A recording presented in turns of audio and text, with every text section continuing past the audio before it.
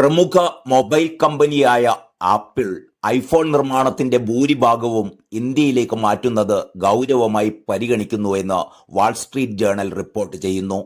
അമേരിക്കയും ചൈനയുമായി നടക്കുന്ന വിപണി യുദ്ധത്തിന്റെ ഭാഗമായി ചൈനയിൽ നിർമ്മിക്കുന്ന ഉൽപ്പന്നങ്ങൾക്ക് അമേരിക്ക ചുമത്തുന്ന ഉയർന്ന ഇറക്കുമതി നികുതികളിൽ നിന്ന് രക്ഷപ്പെടാനാണ് ഈ സുപ്രധാനമായ നീക്കം.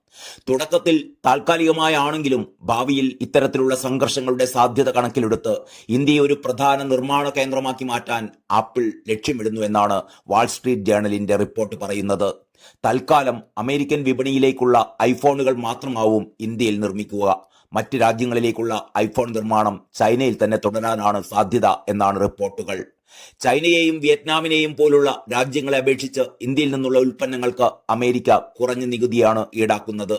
ഇതാണ് ആപ്പിളിനെ ഇന്ത്യയിലേക്ക് ആകർഷിക്കുന്ന പ്രധാന ഘടകം. ഈ നീക്കം ഇന്ത്യയുടെ മേക്ക് ഇൻ ഇന്ത്യ പദ്ധതിക്ക് വലിയ ഉത്തേജനം നൽകുമെന്നും രാജ്യത്ത് ആയിരക്കണക്കിന് പുതിയ തൊഴിലവസരങ്ങൾ സൃഷ്ടിക്കുമെന്നും വ്യവസായ ലോകം വിലയിരുത്തുന്നു. ആപ്പിളിന് പുറമെ സാംസങ് പോലുള്ള മറ്റ് ഇലക്ട്രോണിക് ഭീമന്മാരും സമാനമായ കാരണങ്ങളാൽ ഉൽപാദനം ഇന്ത്യയിലേക്ക് മാറ്റാൻ ആലോചിക്കുന്നുണ്ട്.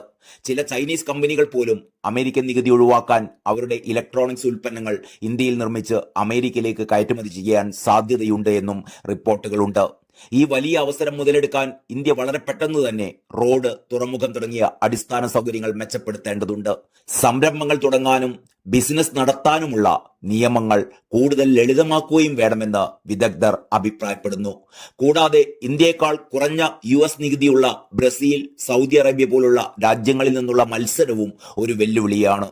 ഇന്ത്യയിൽ നിന്നുള്ള ഉൽപ്പന്നങ്ങൾക്ക് നിലവിൽ അമേരിക്ക ചുമത്തുന്ന 26% നികുതി കുറയ്ക്കാൻ സാധിച്ചില്ല എങ്കിൽ കമ്പനികൾ മറ്റു രാജ്യങ്ങളെ ആശ്രയിക്കാനും സാധ്യതയുണ്ട്.